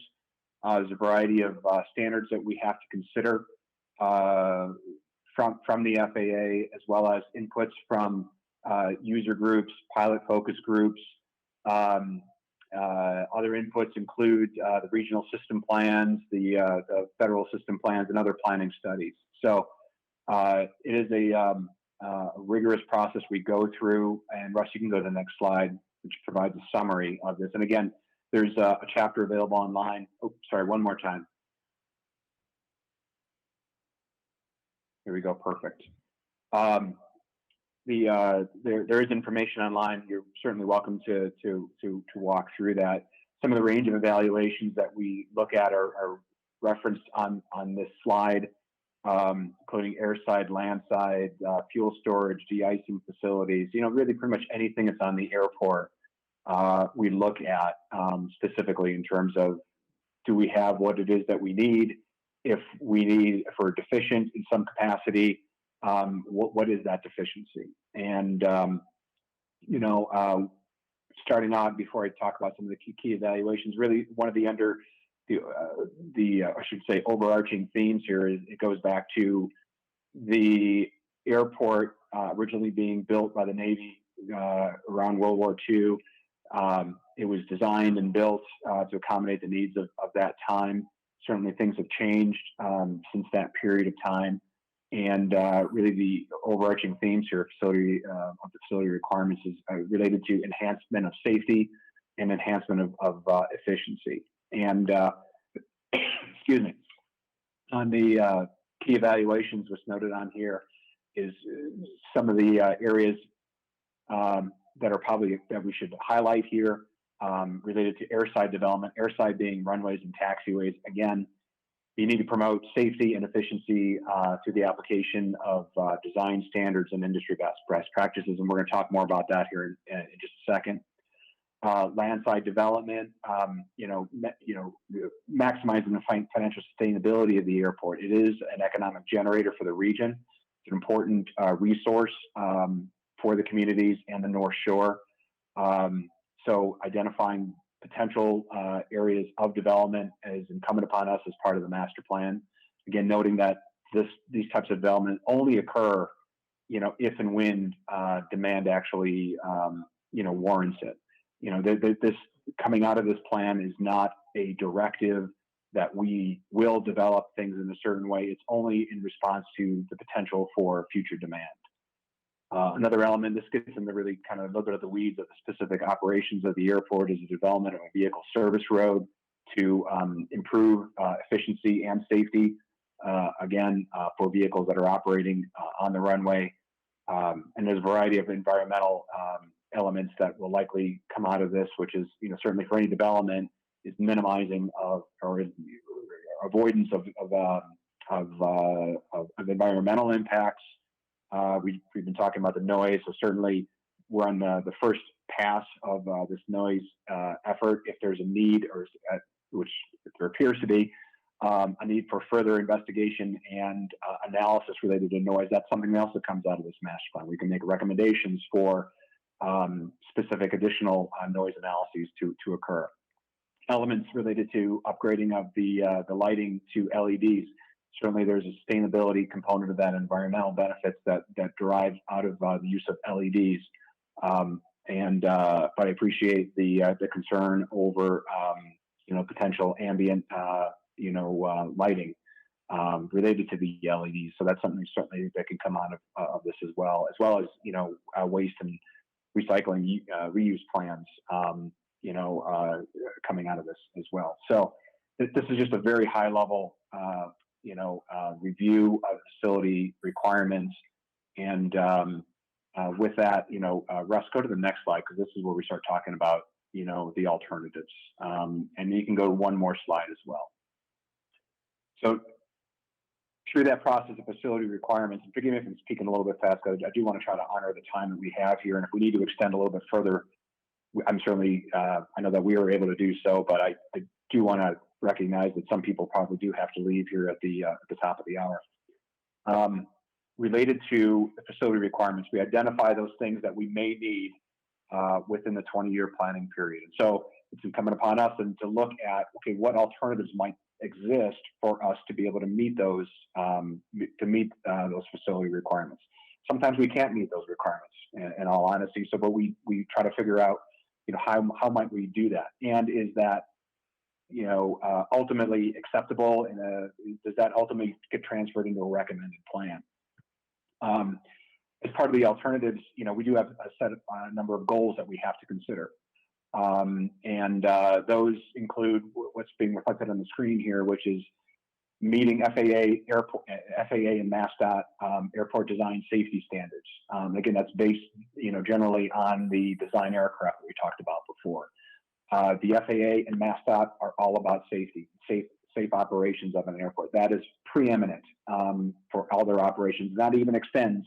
And there was some discussion about the tower and the like. The tower is there to provide and help ensure safe operations. They will operate in whatever capacity it is to make sure that those aircraft that are operating in the airport are operating in a safe manner. And that's how they select the runway ends that, for example, that aircraft are operating on. Other elements that it's incumbent upon us to consider is supporting and enhancing the airport's operational safety and efficiency. Addressing the needs of the people that are operating on the airport, maximizing airport business development opportunities to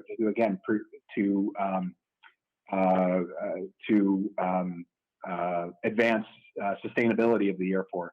And then obviously what we're here to do today is minimizing impacts to neighbors and the environment. These are all goals that we're trying to weigh as we are looking at alternatives. Russ, you can go to the next slide. So the big issue, and it was in the newspaper, yesterday, is related to the runways. And the runways are the fundamental structure on any airport. And these are the elements that are going to be most influential on the types of activities that are occurring on the airport. And I've got alternatives of things that we had looked at in terms of this process, but I'm going to spoil the ending here for this. We've conducted a preliminary assessment of the alternatives and reached preliminary conclusions. Again, these are preliminary, pending feedback from stakeholders, from the public and town officials, and these are certainly open for discussion. But these preliminary findings have been established in conjunction with stakeholders related to a project advisory committee that we've established as part of this process, as well as in close coordination with the FAA and MassDOT. In summary, for the two airports, runway 1634, which is the primary runway on the airport, will remain as a B2 runway, which is basically the same design aircraft. And forgive me, I believe that somebody had mentioned it in terms of that we're not had questioned whether or not we were changing the fleet mix.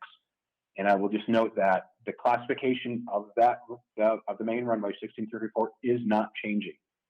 What the FAA has suggested and what we are advocating here is the potential of paving the runway safety areas, and that the runway safety areas are part of the grouping of safety criteria that the FAA has defined for any runway. There are a variety of safety criteria that the FAA identifies for a particular runway, based largely on the design aircraft. And these are things that are, you know, without getting too far down into the weeds, happy to do it on the Q&A. But things like safety areas, object-free areas, runway protection zones, approach surfaces. Somebody had mentioned about tree removal, and those are related to some of the safety criteria that the FAA has identified for a runway. I will note that the FAA, when they look at a runway, they don't look at a runway just as pavement. They look at all the safety criteria that are affiliated with that runway. And so, in our communication and our coordination with the FAA, what the FAA has suggested and has essentially agreed to is that we, again, pave these areas that are known as runway safety areas on either end of runway 1634. That's 300 feet of additional pavement on either end. Now, what I will note about that is that safety area is area that's been identified as a safety consideration, that if on the chance that an aircraft were to overrun the runway, the way it's currently configured is that they would run into this grass area. The intent behind that is that it would, you know, help minimize extend a little additional area to hopefully, you know, slow the aircraft down if it were to overrun that area. Unfortunately, in a safety area, which is grassed area, that can lead to damage and to other, you know, issues for the aircraft. What the FAA, in an effort to enhance safety, has suggested is that we pave that area of that existing runway safety area. The runway safety areas aren't changing; the same size. All the design considerations remain the same. Now, the ancillary benefit, I guess, if you want to phrase it this way, in terms of the operational efficiency of the runway, as I noted before, what we're looking for is enhancement of safety and efficiency. Is that for aircraft that are operating on that runway, they will net an additional 300 feet of departure length when they leave, when they take off of that runway. So if you're departing on runway 34, instead of them only, so an aircraft only having 5,001 feet of departure length available to them, they would actually have 5,301 feet available to them. That is understanding that even if we pave both ends of the safety areas, which would be a total of 600 feet, a total of 600 feet additional pavement, only 300 of that feet is available for departure length. We'll also note that what doesn't change is, as I said before, the design criteria, all the safety criteria that's been defined by the FAA, but what also doesn't change are the thresholds on the runway.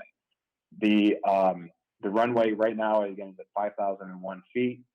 For landing, for aircraft landing on 1634, even with the additional 300 feet of pavement on either end, it's going to remain at 5,001 feet. The only operational benefit that's derived by paving these areas is additional 300 feet of departure length. I will note, because some people I had expressed some concern about the changing of the fleet mix, 300 feet of additional pavement is not going to change the fleet mix on this runway. Somebody had mentioned something about 737s. 737s cannot operate on runway 1634, not only because of a lack of length, but also because of a lack of pavement strength, as well as all the safety criteria that the FAA mandates for this runway. So 737s or commercial jets are not going to be operating on either one of these runways at Beverly Airport, period. Shifting over to runway 927, which is the crosswind runway. That runway will maintain its existing length of 4,755 feet, but its width will actually be reduced to 75 feet in conformance with FAA minimum width requirements. So the runway will remain, the thresholds will remain as they currently are, but the runway will ultimately be narrowed 25 feet down to 75 feet. So the primary infrastructure elements of the airport, again, these two runways, runway 1634 is going to essentially remain in the same envelope, but it will have additional 300 feet of pavement on either side. It will also maintain its runway width of 100 feet, which is what it is today. And runway 927 will maintain its overall length, but be narrowed by 75 feet. Russ, you can go to the next slide. Runway length, and this is what I wanted to touch base on, is that runway length is, as I mentioned before, we can come up with facility requirements that can't be met at an individual airport, and it's incumbent upon us as part of a master planning process to look at those elements. What this graphic represents is the fleet mix of aircraft that typically operate at Beverly Airport, at Beverly Regional Airport, and as well as the individual runway length requirements for each one of these individual aircraft operating at their max takeoff weight. As you can see, going from the top down to the bottom, you'll note that the runway length requirements for a lot of these aircraft exceed the existing runway lengths, and those existing runway lengths are reflected by the black lines that are moving vertically. The design aircraft that I mentioned earlier, the Citation Latitude, is the red line on the top, and that reflects if that aircraft were to be operating at a max takeoff weight, an ideal scenario would have up to 5,739 feet available to it. Obviously, we don't have that, right now. I will note that our goal is not to satisfy the aircraft with the longest need, but to identify a length that can reasonably address much of the needs of the most common users of the airport. It's really the greatest bang for the buck within the envelope that we can actually affect, or that we might reasonably expand into. There is a balance that we have to strike with the practical realities of the surrounding area. As I mentioned before, the airport is very constrained. We're pretty much capped on either end of runway 1634. So we have to be considerate of that. We're not, proposing that we, relocate Old Burley Road and go across and do other things here. We recognize that there are practical limitations, and that's what we're factoring into this analysis. I guess maybe the overarching message here is that, pilots can operate on the current runway, while taking some penalties. But operators and the FAA and the state, in an effort to make this transportation resource more effective, essentially would like to have more, if at all possible. And what that more is to be determined by what is practicable and what we can actually do. And through that process, Russ, you can go to the next slide. Russ, you can go to the next slide. Here we go. So in order to determine what is practicable, there were three alternatives that we looked at in terms of, okay, if we were to extend or if we were to provide additional operational capabilities on this runway, what would it look like? And what this graphic represents is the existing conditions at the airport. This is runway 1634, 100 feet wide by 5,001 feet long. What's reflected on here, there's some a yellow area and some green areas. These are some of the FAA safety related design criteria that we have to factor into to our consideration. So this is the existing runway. This is what's out there today. So one of these alternatives was just to leave it as exactly as it is today in the existing configuration. Rush, you can go to the next slide. What's being proposed here is, again, the same runway envelope, the same safety criteria, the green areas, the yellow areas, and the like. But what is being shown here is the potential for paving over those 300 feet on either end. So you'll notice that there's some arrows over there. What that represents is that means that aircraft can't land on those paved areas. What it does allow an aircraft to be able to do is to go to the end and take off from that area. So as I mentioned before, the envelope of the runway, as the FAA and MassDOT look at it, which are all these safety criteria, that doesn't change. The thresholds of where the aircraft can actually land, that doesn't change. What does change is the benefit or is the opportunity to utilize that extra 300 feet of pavement for an aircraft departing on either one of those ends. So again, they would go from available runway departure length of 5,001 feet to 5,300 and 1 feet. You can go to the next slide. A third alternative gets really heavily into the weeds on some of the FAA design criteria. And this was a viable option for us, but this very much becomes a runway extension where we are modifying and changing and extending these operational safety criteria elements that I had mentioned before. So, you know, again, this was something that we had debated internally along with the FAA, and ultimately was determined to be, again, not practicable because of the impacts and because of the changing of the safety criteria. So you can go to the next slide, Russ.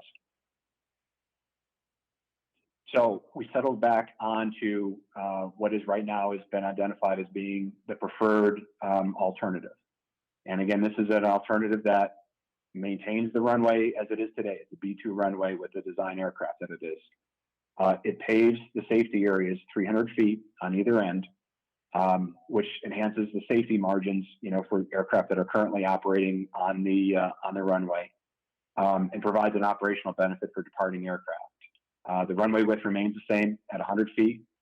And I will note again also that this is an alternative that is supported by the FAA and MassDOT to the point where they're actually, where they are, you know, willing to provide funding in order to make this a reality.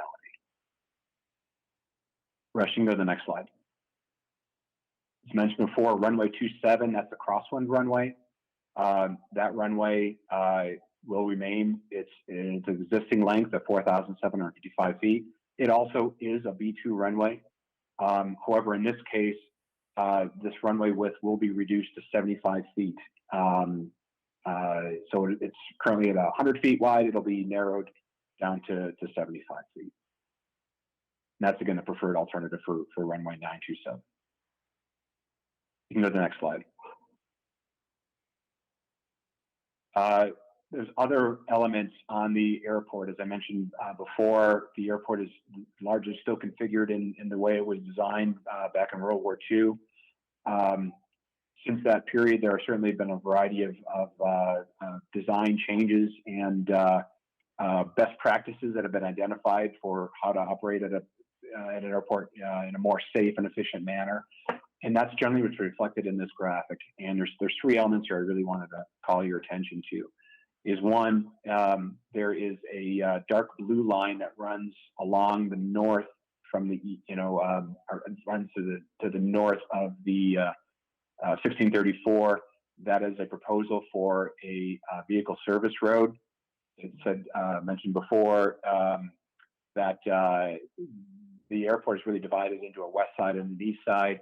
There are airport vehicles that have to go back and forth, and it's not ideal for them to have to cross over runway 1634, which is the primary runway, which is what they're having to do today.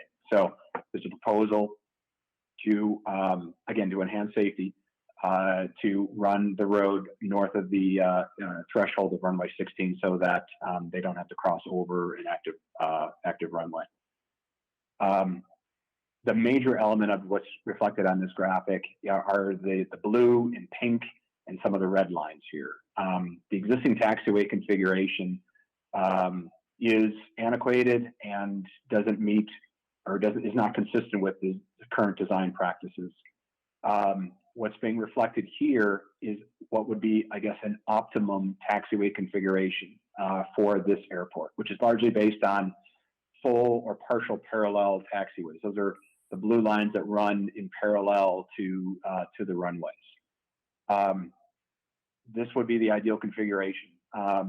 What's being reflected here also are these red areas, that's existing pavement that's out there, that in an ideal scenario, as new taxiways ultimately are built, and don't get me wrong, this is going to be over a extended period of time, could be, you know, beyond the 20-year planning period. But as some of these taxiways come online, these red areas of pavement would be ultimately removed. So, you know, this is a long-term plan of an evolution of the airfield to become, again, more reflective of current design standards. And only as the potential of those taxiways do these taxiways occur, there is the potential of identifying some additional areas for development on the land side that might be utilized by, hangars or businesses, or some apron space, things along those lines. And those are reflected in there's a dashed line along with it's a little bit lighter color in there, but those are identified as areas of potential development that, again, largely would not become really available for application or use, until those taxiways are moved. I will note that a lot of that development area lies within the bounds of the town of Danvers. And just to echo what that Gloria had mentioned, is that the town of Danvers does realize tax benefits and tax revenues from those businesses that exist out there. So take that as it is, but that's where a large majority or a large percentage of the potential development space, if and when those taxiways were to be moved, would be realized for the airport. Rushing to the next slide.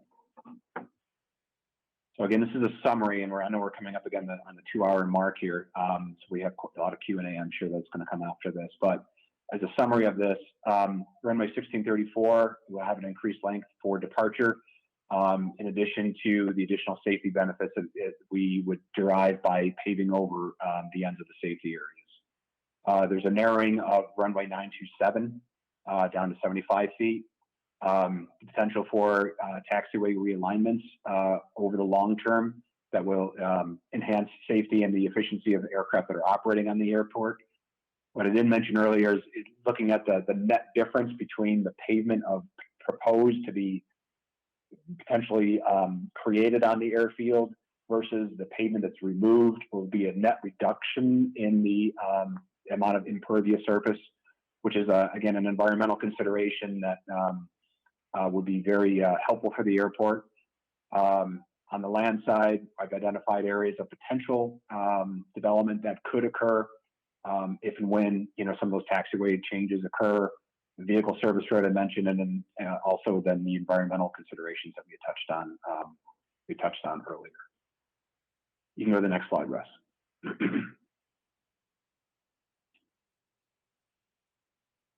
Clarifying questions, session number 3. Jim, given the time constraint, if everyone can hold for just a moment, we're going to go through 2 quick slides, and then we'll finish up with all of the Q&A. We only have 2 more slides, and I think I want to make sure people understand where they can email comments to, but we will certainly open up the conversation. So Russ, could you just move to the next slide after this one? Thank you. So perfect. We have these chapters available on the website. I want to make sure everybody sees that master plan tab. We're holding these community meetings, and our next steps are to do some further documentation and complete the noise contours. What's most important, we're gonna open up now for Q&A, but I want to just say, if you want to submit comments, we would appreciate receiving those by February 26th, and you can email those to Jim. His email is on the website right there. And if you want to drop them off to the airport, that's fine as well. But this PowerPoint will be on the website. You'll be able to get all this information tomorrow morning. And we do appreciate getting additional comments. Now, with that, I want to move on back. We'll stay on this slide and we'll open up for Q&A. But I just wanted to make sure that everybody understood there's a 30-day comment period. We'll be coming back in April to talk about the implementation and what we've heard, gathering all of this input, and we'll talk about any modifications, where we're headed, and we'll also bring back some more information and thoughts about moving forward to address noise issues. I think we've heard you loud and clear on that issue, and we understand that that's very important. And I just want to say that we will come back for further conversation. So with that, let's open it up. Can we go to the next slide, Russ? So those are the improvements again, and in summary, and I'll leave those up on the screen just so folks can see them. And let's go through the Q&A now. So Gloria, do you have a list of folks? I do. The first is Rick Betancourt. Okay, Rick. Thank you very much. So I'm a graphic guy. I appreciate the graphic, Jim. And so from what I see, so runway 1634 increases its overall length by 600 feet for takeoff purposes. Well, we all know that planes don't need as long of a runway to land as they do to take off. So my question really kind of, how does the airport makes money by planes landing and paying a fee, or this is question one, they land, they pay a fee to use the services of the airport, correct? Right? So I can answer that real quick. So our revenues come from land leases, from fuel flowage fees, and from landing fees. All right, thank you. Okay, so if I noticed the graph that you put up, Jim, which identified the length of runway required for individual types of planes. If I understand that graphic correctly, by increasing that runway 1634 by 600 feet, it adds potentially 7 new different types of planes, larger planes, that would have the ability to then utilize the runways to take off. So my assumption is that those larger airplanes, are there exponentially higher fees for planes that land that are larger? I can answer that So- again. So we have different fee assessment based on the weight of the actual Thank you. aircraft.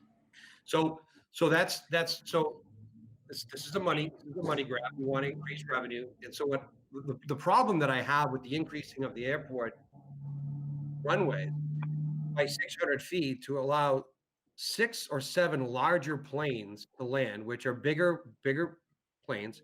They're a lot louder, and the runway takeoff, whether you're going west on 1634 or you're going to go east on 1634. If you go east on 1634, you take off over Cherry Hill. But if you take off west on 1634, it brings you really, really super close to a lot of my residential neighbors over there. And those planes, the larger ones, are going to take off lower. They're going to be louder, and it's going to be incredibly irritating.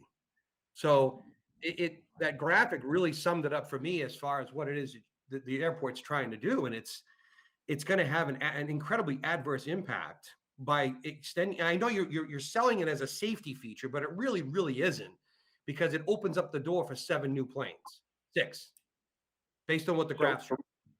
So Rick, let me just clarify a couple of things on that. So you're right, it's an additional 600 feet of pavement. But again, for departure purposes, only 300 of that can actually be claimed. So just to be clear on what that is, right. You're right, additional 600 feet of pavement, but only 300 can be used. Now that graphic that I mentioned that we referenced earlier, all of those aircraft that were identified on there, those are aircraft that currently operate at the airport. Adding that additional 300 feet of departure length is not going to permit an additional 6 aircraft to operate there that currently aren't there. What's the difference between what the runway length requirement for a particular aircraft and what's currently out there? The aircraft then effectively will just take a penalty, which means that they can carry less payload, they can carry less fuel, they can't go as far. They're already doing that. So again, by adding this additional pavement, the additional 300 feet of takeoff length is not going to enable a specific new aircraft to be able to operate at the airport. And I will note one additional thing is that now we can debate the merits of this all day, but when you do start off a takeoff run 300 feet further back, especially when it comes to the jets, the additional 300 feet means that they will rotate a little bit earlier than what they currently do, which conceivably will be that the aircraft will actually, as it departs the runway and departs the airport environment, will actually be higher as it departs as it exits the airport boundary. And that is, in fact, the way it works. Now, that also means, though, that when an aircraft, say on the 16 end, departs, it's going to be 300 feet closer to that area. I guess on the plus side for Beverly is that since runway 16 is the least used runway on the airport, when that does happen, it's going to be a lot less frequent than it would be on the 3-4. So there should be a net benefit when it comes to the noise component of that. And again, we can certainly discuss that.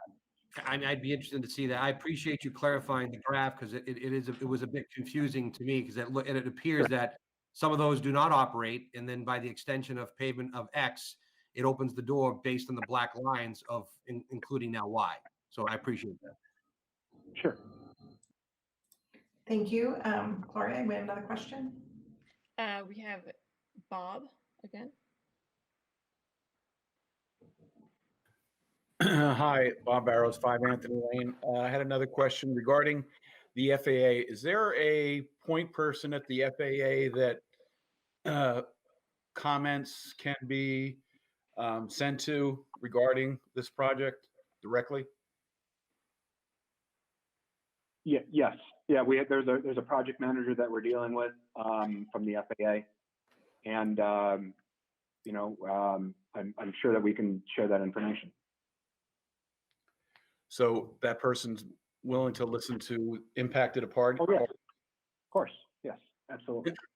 How do we obtain his contact information? Her information, Heather, what's the best way of doing that? It's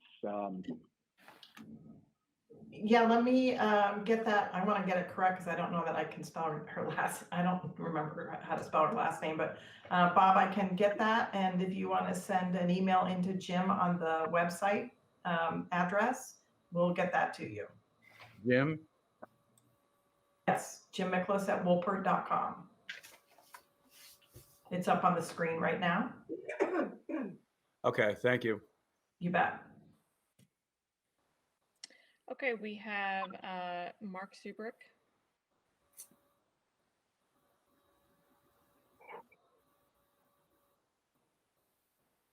Mark, I think you're muted.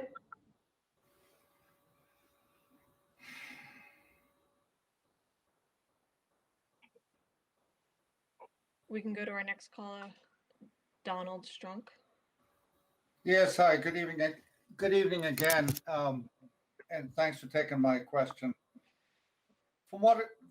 In summation of this presentation you've made, I'm collecting that demand and insurance regulations are the only regulator for this airport and for its expansion.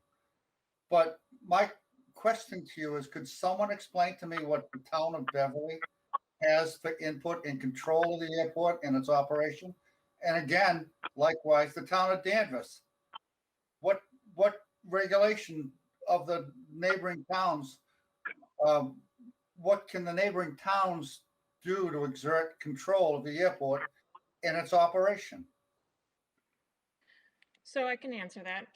The FAA is mandated and regulated under the Federal Aviation Administration orders and regulations, as well as Massachusetts Department of Transportation grant assurances. And we have a 7-member commission that is appointed by the City of Beverly Mayor Cahill, and that is from a vote from the City Council as well as the Council of the Selectmen from Danvers. Wenham has chosen not to have representatives on the commission, and instead we pay them for land fees and taxes. So we are regulated by the city, the state, and the Federal Aviation Administration. So you're saying that we have 2 people appointed from the town of Danvers on some governing body for the airport with how many people from Beverly? We have 5 members of the commission for Beverly. So it's 5-2 Beverly. Beverly's 5, Danvers is 2. Sounds like a hockey game. Thank you for your comment. And Thank you. All right, any other questions, comments? we have Tony Betancourt.